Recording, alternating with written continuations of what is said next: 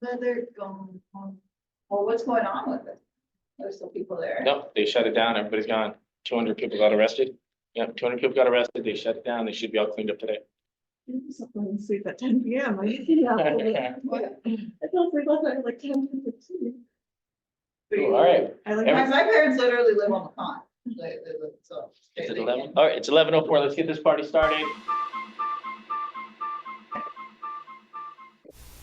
Hi, this is Brian. Welcome to Philosopher's Notes TV. Today we're going to do an episode on The Science of Getting Rich by Wallace D. Wattles. As always, we've got a great book, and we've got the 6-page PDF Philosopher's Notes where I've pulled out, 10 or so of my favorite big ideas from that book.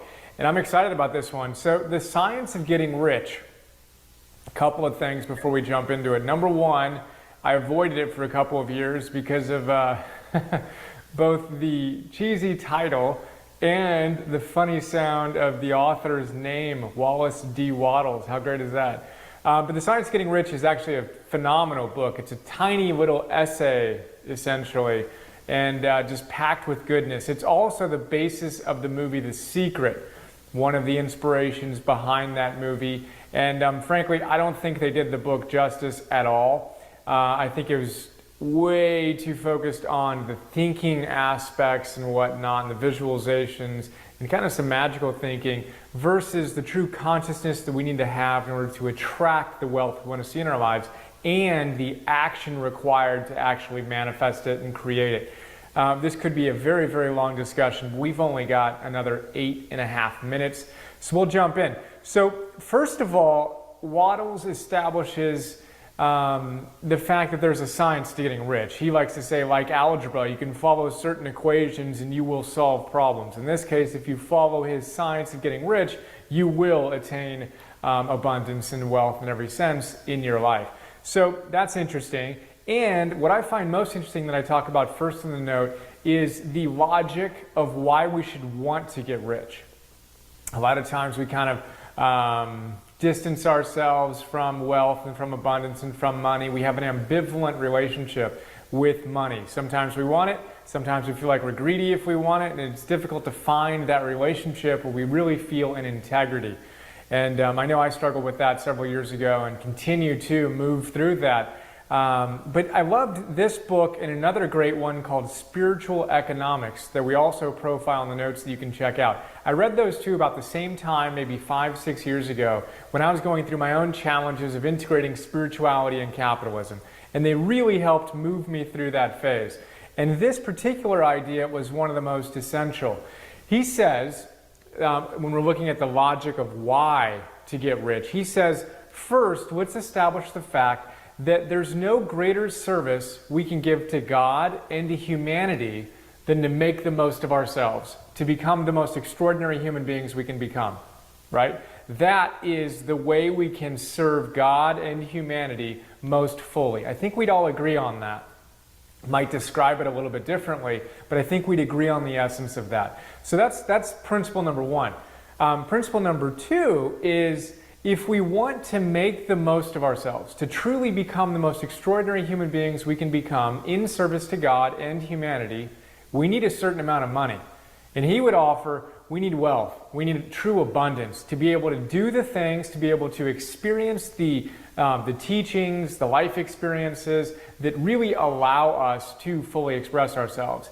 And if we want to honor our commitment to live our highest potential in service to God and humanity, we need to recognize the fact, he says, that we need a certain amount of abundance, riches, in order to do that. And if you're really committed to living at your highest potential, you need a fairly significant amount of money. So that's the basic idea that he walks through. And it's something that I buy into. I think that for me, why I'm so excited about circulating wealth, and it's not accumulating it so I can spend it, it's circulating it by creating something that I love, like these Philosopher's Notes, and giving it to you for a price that I think is extraordinary, receiving money from you, and then circulating it in ways that help me grow and help me actualize so I can create more and I can give more in the months and years and decades ahead. For example, I have a massage in a couple of hours today. Well, I love having the abundance to be able to support people who have dedicated their lives to helping people achieve higher levels of health. I love organic food, not needing to worry about the types of food that we get and my goddess prepares for us. Every once in a while I make a smoothie. But this idea of having the abundance so that I can become a better human being, so that I can serve God and humanity better, is a really, really, really big idea. And that's the essence of his logic of why we want to get rich. A lot of people have ambivalence, like I mentioned, and I used to be one of them.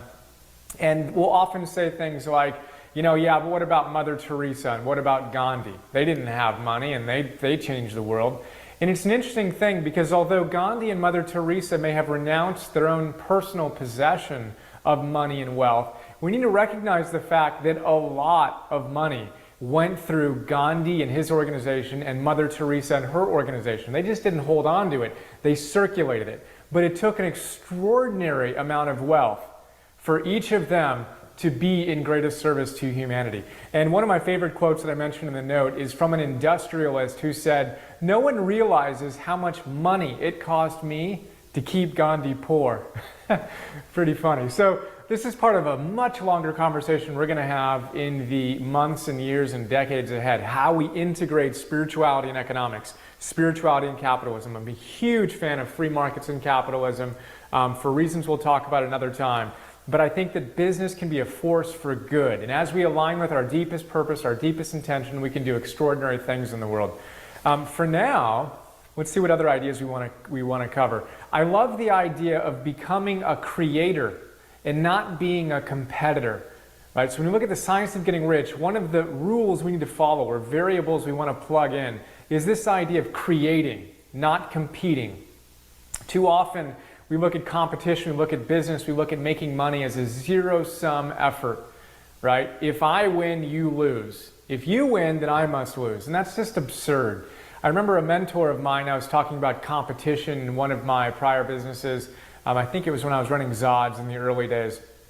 And he said, look, you have no competition. Until you're cloned, you have no competition. Just create. Just give yourself to the world. And it really, really stuck into my consciousness, and Wallace D. Wattles talks about it here in a beautiful way. So I'm all about contemplating and really feeling into how I can best give my gifts to the world, and then giving them fearlessly, passionately, consistently. And I'm not competing. A lot of people come up with ideas similar to Philosopher's Notes, and I celebrate it. It's awesome. And when I had my other businesses, I used to kind of worry about that more, and I found myself just celebrating the idea of creativity. How do we fully give ourselves to the world? And just enjoy that process. So try to check in and see if you're competing when you could be creating more. We can talk about that for a really long time. We will in the future. I'm going to do a lot more on business. Obviously, we want to focus on what we love to do. There are a lot of reasons for this. We talk about throughout the notes, but what do you really love to do? That's going to be the best place for you to circulate an incredible amount of abundance. Gratitude. If you want to plug into Source, do so through gratitude. I'm a broken record on that one, but check it out. gratitudelog.com/Brian Johnson. You can find me. I'm keeping track of my gratitude every day that I'm online. Every night I'm online, I do it on gratitudelog.com. Otherwise, I do it in my journal here, right over here. But gratitude. It's impossible to be depressed and stressed and grateful. So connect to Source. Live from that place with gratitude. That's a big idea. And then the final big idea here is taking action. One of the things I didn't like about The Secret was the idea that was presented that if we just think hard enough and long enough about the red shiny bike or the beautiful home or the fast car, it will suddenly show up on our porch. And I don't believe in that kind of magical thinking. I think we want to get clear on what we want to see in our lives, of course. We want to have a vision of what's possible. And we want to take action. And Wallace D. Wattles talks about this a lot. We've got to consistently take action. He says it's not enough to simply imagine what we want, obviously. What are we doing? And he says it's not enough to pray one day a week on the Sabbath. We've got to pray consistently throughout the week. And we've got to pray while we move our feet. Ralph Waldo Emerson talks about that. When you pray, move your feet, right? An old adage out there. So we want to think about what we can do to create value in the world as we're holding this vision of what we'd like to see in our lives, and imagine who we can be and how we can give our greatest gifts in greatest service to the world. So that's a really quick look at this great book. Hope you enjoyed it, and look forward to sharing more and discussing this with you. See you. Okay. Has anybody read The Science of Being Rich? I read it a long time ago. I actually have the book at home and I have the audio book. And I read it because if you watched when The Secret first came out, there was a point in the very beginning of The Secret, the lady, Rhonda Byrne is her name. She's going through talking about the book she read. She goes, "A book changed my life." And they flashed the book for like a quick second. And I kept going back through the video trying to stop it on what the book was. And I stopped it and I figured out it was the Waddles book about science of getting rich. So I went and got it. It's read very archaically in a different type of older English style of language, it's very interesting. And I do agree with what he says about the action part of it, because being able to visualize and doing those things does not actually make things happen. It's the action that makes things happen. What I wanted to point out, though, is that the science of getting rich, there's a science to almost everything that has an outcome that you can figure out how to do it. And there's a science to real estate. And as many of you have learned, that I've actually put together the science of real estate as far as the numbers and how that works. But first, let's talk about the logic of why you should get rich. Like, I ask this question in a lot of my classes, like, can money make you happy? And I get a lot of different answers. And before I start trying to trick everybody to answer this question, I say, does money bring you happiness? And a lot of people will say, no, it doesn't, blah, blah, blah. And I say, well, I challenge that. I challenge that if I gave you $100,000 and you went down to Children's Hospital to one of those dying children and started granting wishes to those children, you're not going to tell me that any amount of money I give you and you gave to those kids, that would make you happy. Most people would agree that kind of thing makes you happy. So money is only good for the good that it can do. So I think that creating abundance and creating a lot of money, if you can meet all of your needs, meet all of your family's needs, and then take anything extra and go out and just give it away to people, like that is like the definition of what life should be about, in my opinion.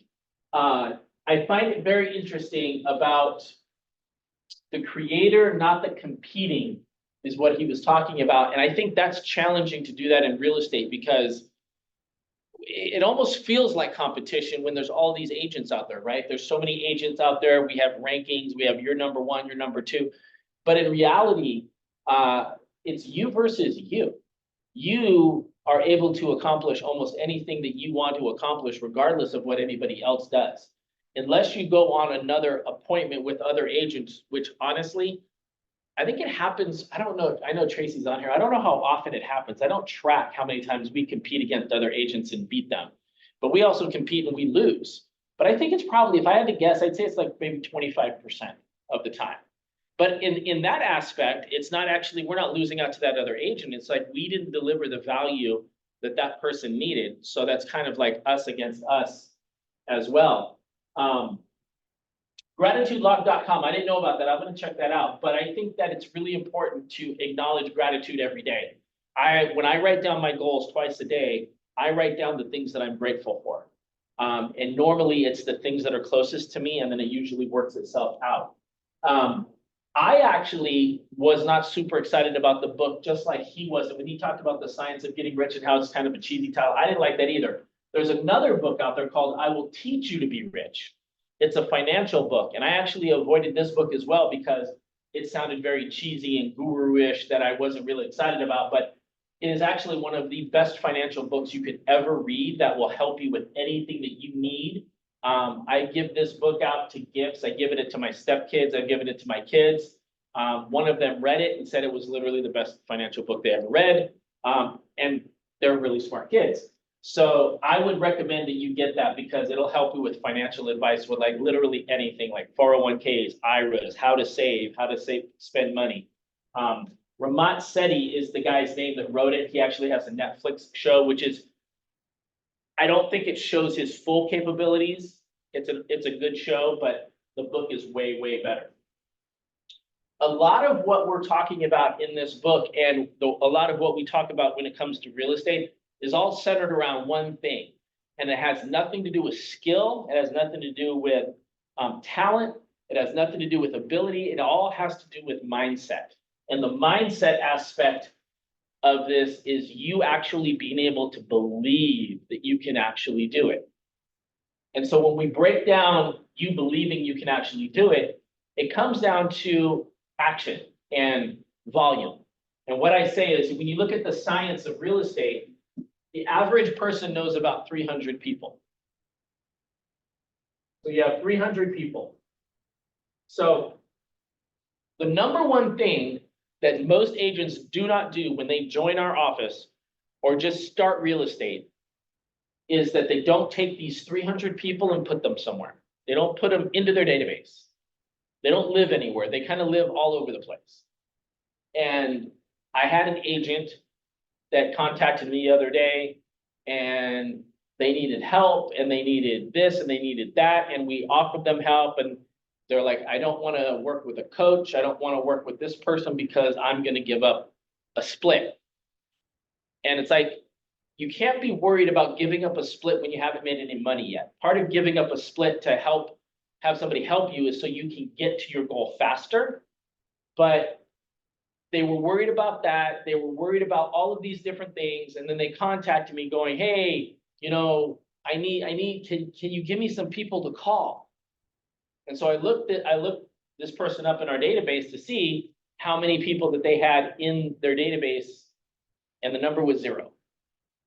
So that comes back to, there's a science to real estate. So you get your 300 people, you all know 300 people. So if it takes a minute to find these 300 people and put them in your database, however long that takes is worth it. Because you have to start, and my wife reminded me of this morning when I was coming into work, because we were talking about business things. And if you want something really big, like let's say you want $1 million a year in real estate, you want to make $1 million a year in real estate. That's a really big idea, but you have to start small. And the way you start small is one person at a time. And I think that with all of these systems and shiny objects out there, agents have this idea of like, I'm going to send mass emails, I'm going to send mass text messages, I'm going to send mass phone calls, I'm going to contact as many people as I possibly can, thinking that that is the way to be successful, when in reality, it's a one-on-one game. It's like one-on-one basketball.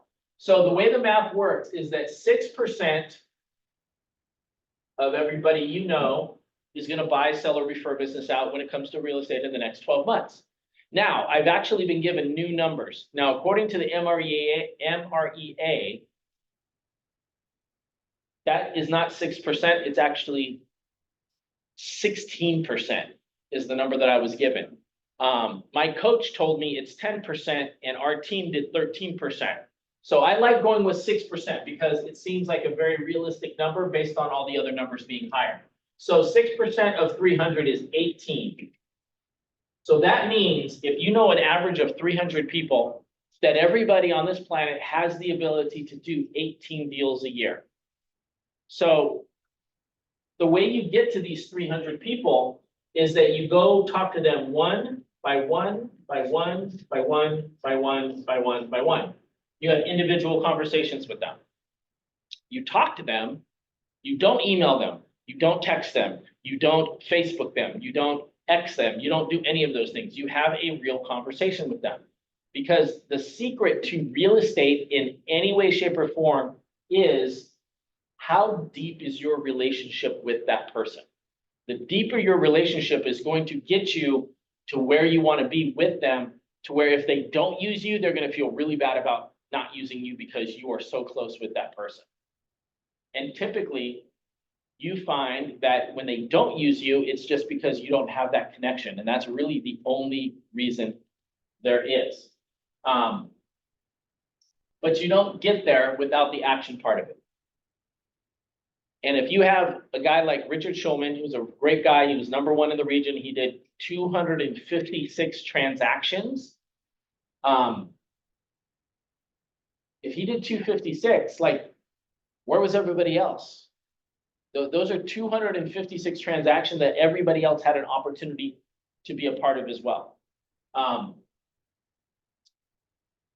you versus you. So any amount of time that you want to give yourself, you can get from 0 to where you want to be. And it just reminded me of something he was talking about in the video.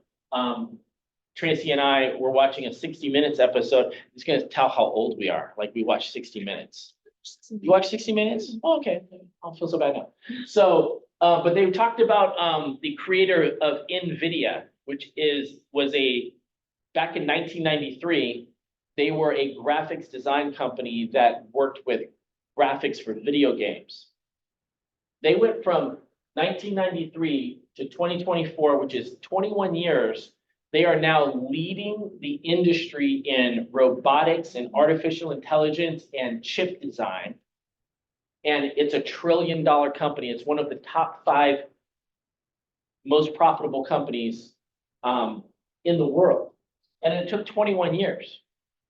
That's actually, in the grand scope of most people's life, that's not a long time. And that being said, I mean, I go back to Amazon, I go back to Elon Musk, I go back to all of these people that have billion-dollar companies, Mr. Beast. Like, it just takes patience and time on task and going after one person at a time and creating that really, really, really, really strong relationship.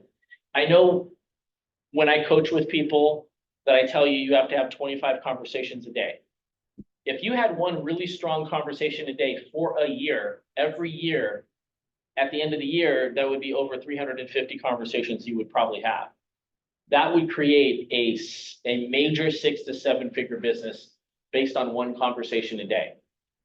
But it takes the action to do so. So when I go through here, I see everybody on the call, I see everybody in the office, I see all of your numbers. Going through the steps of taking your database, taking your people and putting them in the database, having personal conversations with them on a daily basis, and then adding to that database every day is the most important thing you can do if you want to move your business forward. You have to be consistent in that behavior, and you have to be patient with your process, because everybody's process is going to be different. Do we have any thoughts or questions on anything that I've talked about so far, or anything on the video that we saw?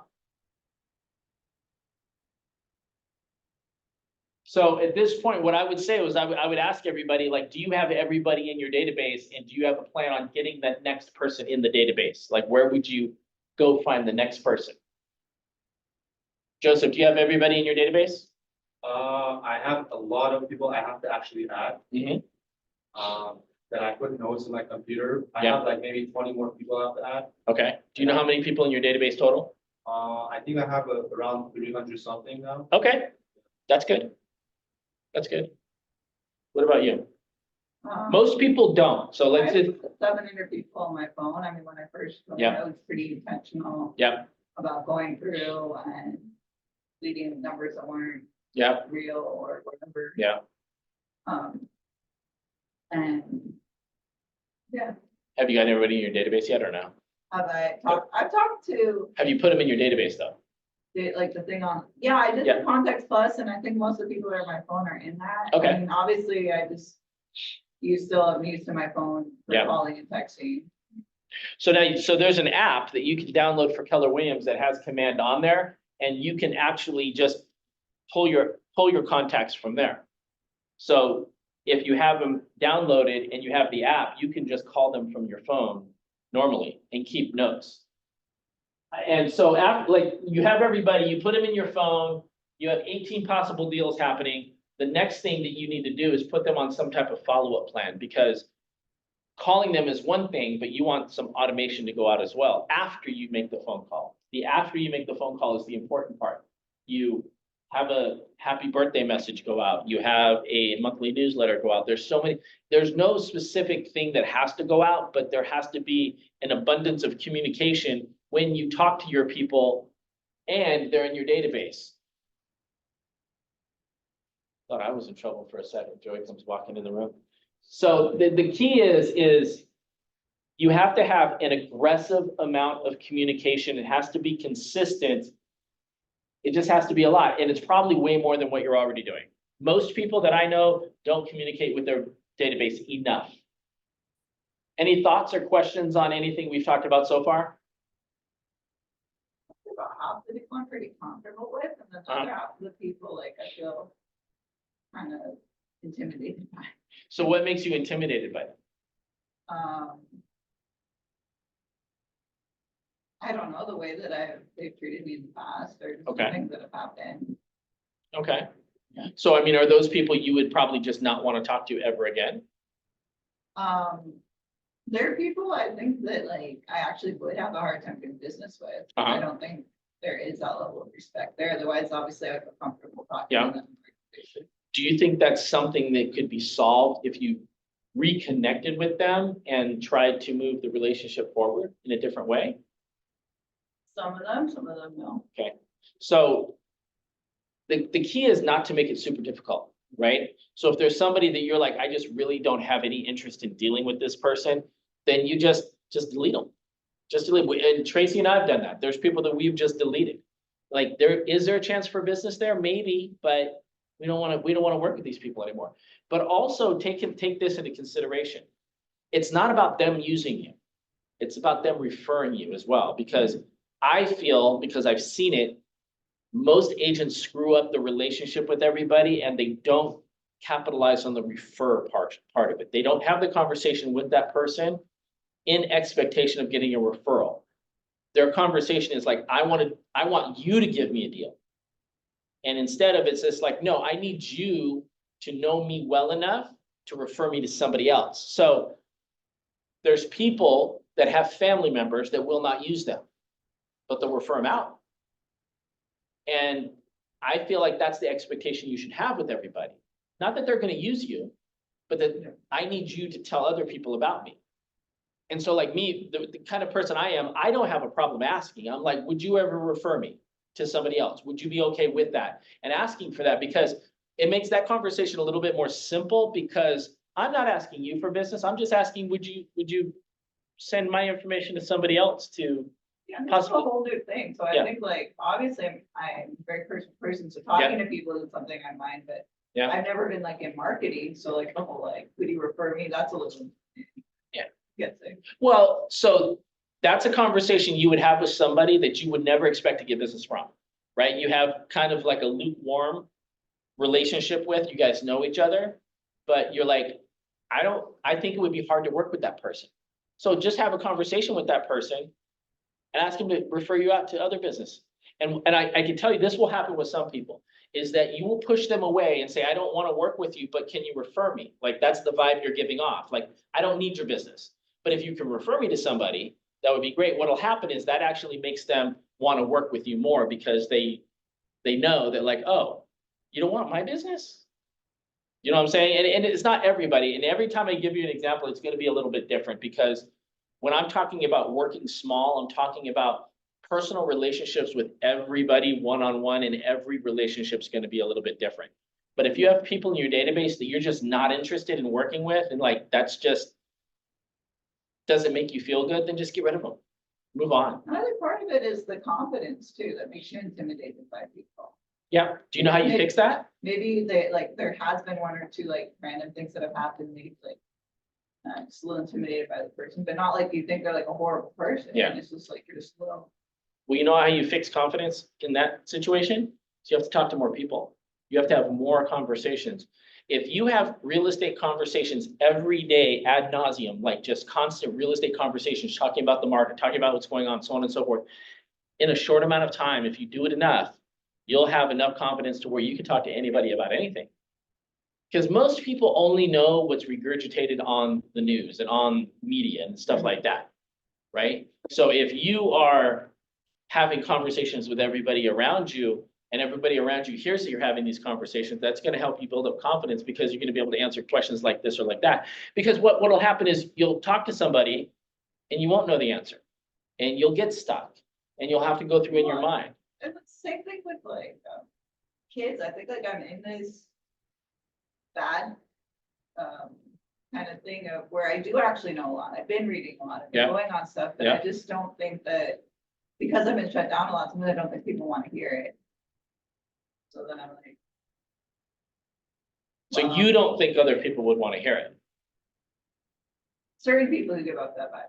Certain people I'm close to, I know that they listen, like a couple of my best friends, I know they would listen to what I have to say. So what I would say, and I think this would probably benefit everybody, is you have to be careful about the stories you create around other people that may not be their story, it's just the story you're creating, right? Yeah. And I cannot tell you how many times that like I've had conversations with people and it's like, I created that story, they didn't, that's not their experience. So you never know their experience. And a lot of times when you can get into conversations in real estate with people, is that if you ask them questions about real estate, hey, did you see that this happened or whatever? Did you see that house that was for sale down the road? Did you see, like asking questions is one of the most powerful tools that you can use in real estate because it takes a lot of the pressure off of you and it gets an insight to what the other person knows. Like, hey, did you see the house that went for sale about $5 million 2 blocks away? And they'll be like, no. I mean, make sure you have that information, like that you know about the house, Yeah. but like you ask, oh, I didn't know that. Oh, okay. I didn't know if you knew who that was. Or did you hear about that thing on the news about blah, blah, blah? Like ask people questions and that way it doesn't look like you're asking, but all you're doing is making them aware, which raises you at a level in their mind. You know what I'm saying? So that's a really great way to engage with people is just start asking them the questions. Hey, did you know about this? Did you hear about that? And then it creates a different connection with you because real estate's top of mind for you. And now you just made it top of mind for them by asking them a question and it had nothing to do with like, do you want to buy or sell? Yeah, and it's like asking questions is the same thing with the other business I've been in. It's the best way to teach. Like I love the one class I had that taught us just basically present information for like 2 minutes and spend 50 minutes letting the students ask questions. Absolutely. Absolutely. Because when you start asking questions, especially if you're in a group format, everybody learns. And even though you know the answer, like I ask questions, so I actually, it's asking questions is a huge sales tactic, but I learned it because as a police officer, that's one of your main ways to get people to confess, is I ask them questions. And when I was trained as a police officer, I was trained, don't ask questions you don't already know the answer to. And so when I ask, so like when I do this with my kids and people, I ask you a question, I probably already know the answer. I want to see what you're going to say. Because now if you lie to me or if you say something different, I'm going to know a little bit more about who you are. And so that's why I ask a lot of questions. And so like, I don't have enough time to give you enough examples, but asking questions is the most powerful tool in sales because it makes people think and it gives you time to think. Like on an expired listing script that I have is that my number one question is like, if you would have gotten the price for your house and sold it, like what was the plan? Where were you going to move to? And then I use that as a tool to get to an appointment. And everything I ask is a question. It just leads them down a certain path. Any thoughts or questions before we move on? Thank you guys for being on here. I really appreciate it. All good stuff, Frankie. Thank you, Sean. I appreciate that, man. All right. So I think everybody's task for today, if you haven't done it, is make sure everybody is in your database. Make sure that you have a follow-up plan with everybody in your database and take action and call as many people and have personal conversations with everybody as you can. That would be my goal for you guys today. So let's play the last video so we can get out of here because I have to run off to another appointment, but I really appreciate everybody being here. And I hope you guys have a fantastic day. Haters motivate me, because when they talking about me, that means I'm doing something. You see, while you're over there watching me and talking about me, I'm working. I'm working hard. I'm taking things to the next level. You keep gossiping and I'll keep working. You keep talking smack and I'll keep working. You keep focusing on everything and everyone else and I'll keep working. And when you finally look around at where you are and where I'm at, you'll realize that you have nothing left to talk smack about. And you will lose and I will win. That person who was your hater, they thought they defeated you. That person who told you you'll never amount to anything, they thought they defeated you. Use them for fuel. Use them for energy. Put them on the mental Rolodex in your mind. And when you don't want to do roll through your brain. Pull up that motherfucker that you need. That person who said you couldn't do something. Use it for energy. Instead of killing them with kindness, torch them with fucking success. Oh, you're being unrealistic. You're dreaming. Yes, I am dreaming. So a lot of people have stopped dreaming. Don't you stop dreaming. You're gonna get up, you're gonna get dressed, you're gonna get out, and you're gonna do what you've been called to do. You're gonna be what you called to be. You're gonna have, and you're gonna prove to everybody that tried to break you, you're gonna prove them wrong. Everybody that tried to stop you, everybody that tried to kill your dream, you're gonna prove all of them wrong. When you're uncommon, get ready for the criticism. When you're uncommon, get ready for the opposition. When you're uncommon, get ready for the common people not to understand you. When you're uncommon, have uncommon ways. Get ready for people to try and block you and conspire against you. Never allow anybody to make you feel bad about being so blessed when you've worked your ass off to get it. You decided all the clubs, partying, hanging out, and all that shit, that ain't for me. I'm gonna be out here running in the hot sun, practicing, playing basketball, shooting on weekends while everybody else is clubbing and hanging out. You got your focus right. You see me in my Rolls Royce, private planes, rooftop hotel, 5-6-star lifestyle. I've worked my ass off to have it, and you can keep all your little slick ass comments to yourself. Cause guess what? I don't remember the last time I lost sleep over a hater. Shut the fucking noise out. Embrace the fact that people don't like you. It means you're doing something right. Develop the interior core where it doesn't matter if people call you crazy. One of the things limiting you from your income, your impact, a world-class life. You care too much about what people think about you. Everyone has an opinion. Why let the opinions of other people deny you from a life that will make history? All right, guys, thank you so much for coming. Everybody have a fantastic day. See you later. See you later, man.